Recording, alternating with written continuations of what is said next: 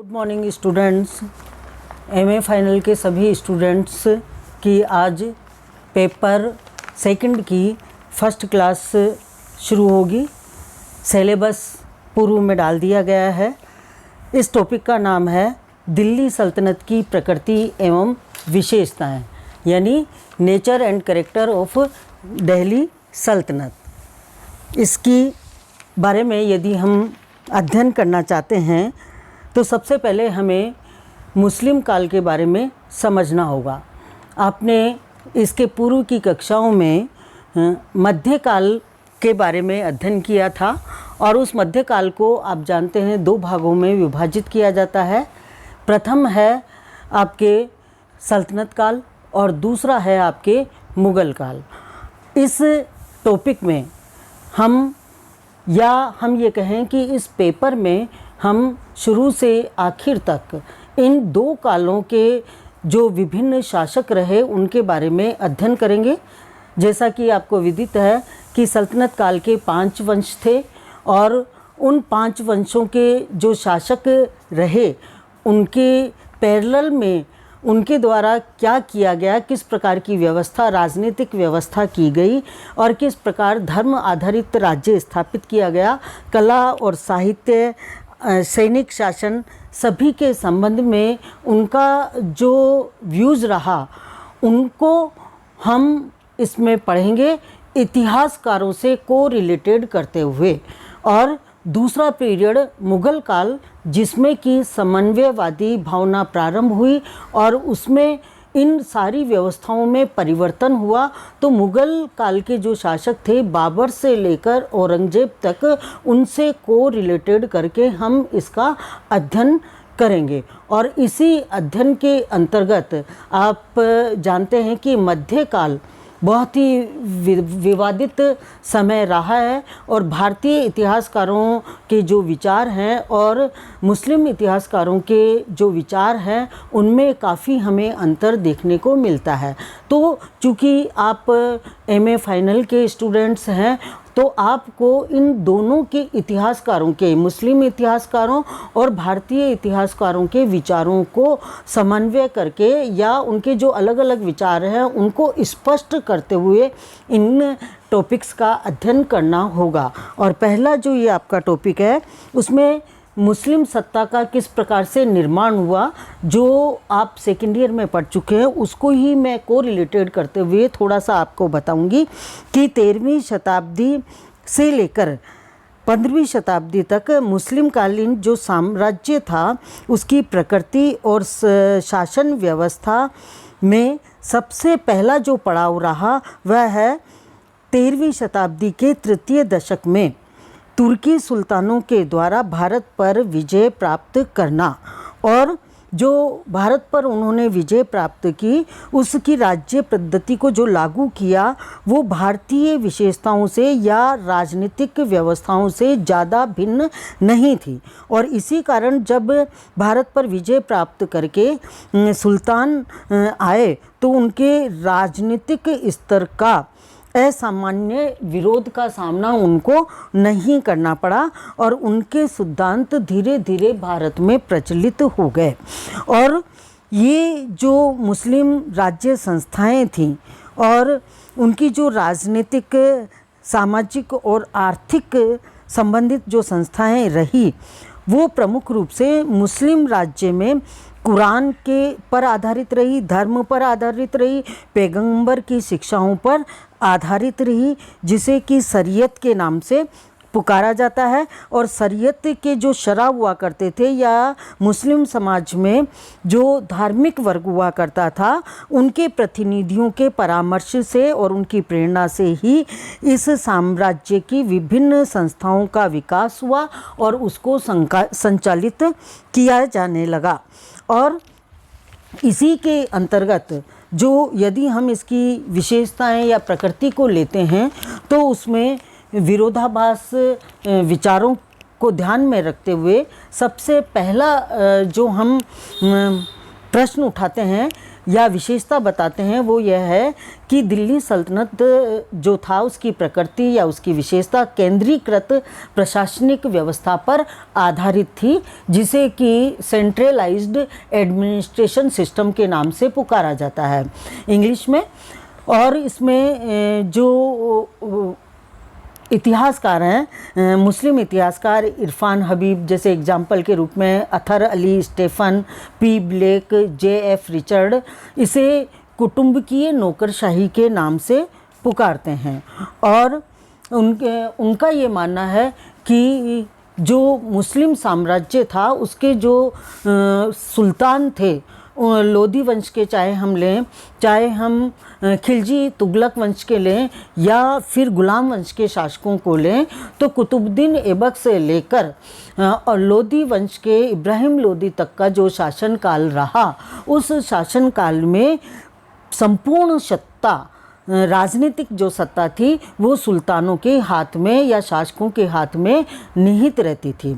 मुस्लिम इतिहासकारों का ये मानना है। दूसरी तरफ यदि हम लें तो जो भारतीय इतिहासकार हैं चेतन सिंह व स्ट्रासेड के अनुसार सीमावर्ती क्षेत्रों में प्रत्यक्ष नियंत्रण नहीं था, सेंट्रलाइज्ड प्रशासनिक व्यवस्था थी, लेकिन जो सीमावर्ती क्षेत्र थे उन पर शासकों का प्रत्यक्ष नियंत्रण नहीं था और वहाँ पर कम केंद्रीकृत शासन हमें देखने को मिलता है। तो ये दो प्रकार के हमें विचार देखने को मिलते हैं।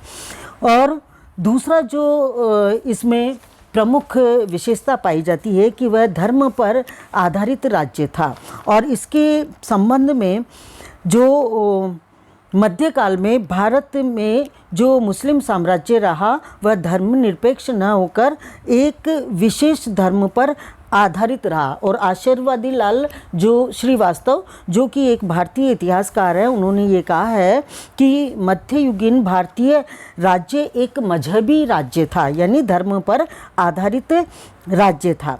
और उसमें एक और जो हमें बादशाह सीजर जो कि एक पोप भी था, उसने इस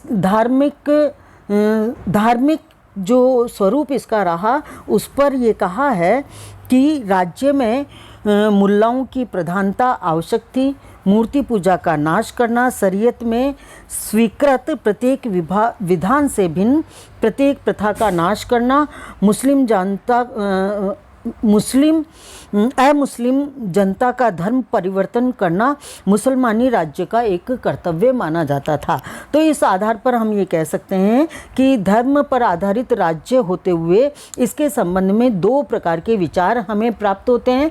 आशीर्वादी लाल Srivastava, doctor Ishwari Prasad, doctor SR. Sharma इसे धर्म पर आधारित राज्य मानते हैं, जबकि मुस्लिम इतिहासकार मोहम्मद हबीब, मोहम्मद इरफान, प्रोफेसर के.एम. निजामी इसे धर्मनिरपेक्ष राज्य की संज्ञा देते हैं।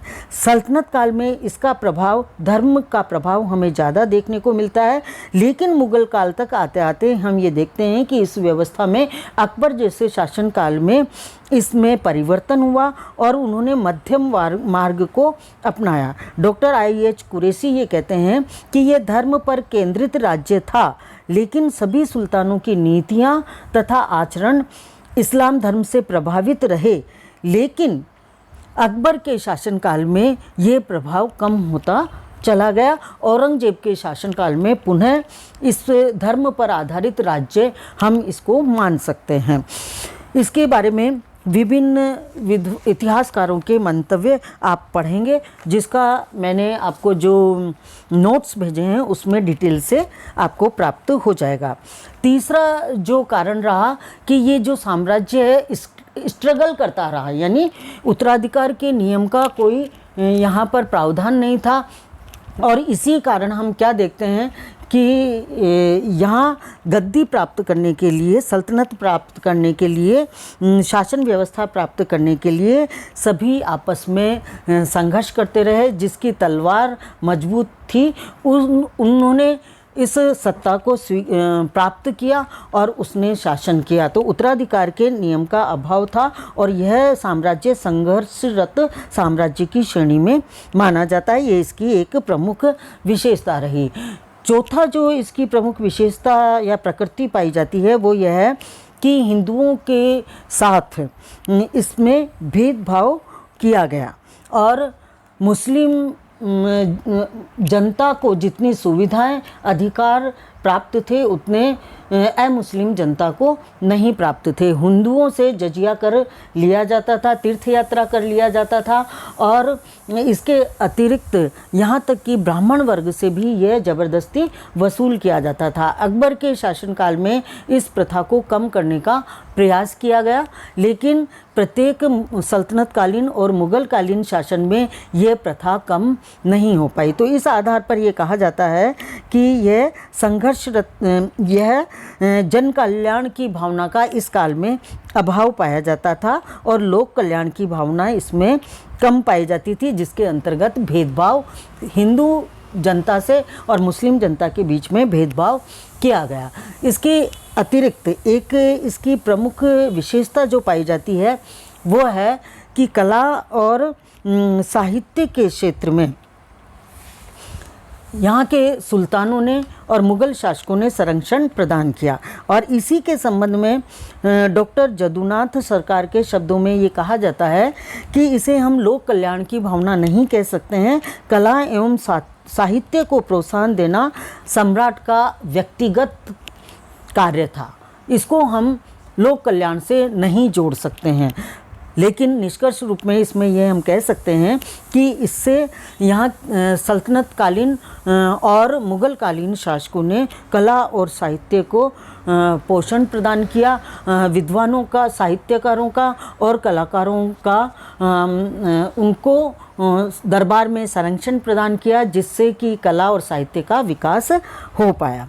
इसके अतिरिक्त ये जो यहाँ की जो शासन व्यवस्था थी वो मिलिट्री बेस्ड थी, यानी सैनिक व्यवस्था पर आधारित थी और जिसकी तलवार में शक्ति थी वही इस शासन को सुचारू रूप से चला पाता था। अन्यथा दरबार में दलबंदी हमें देखने को मिलती है और कई बार उलेमाओं ने और सरदारों ने शासकों को साम्राज्य से हटाने का और यहाँ पर बिठाने का कार्य भी किया था। तो ये जो व्यवस्था थी वो सैनिक व्यवस्था पर आधारित थी।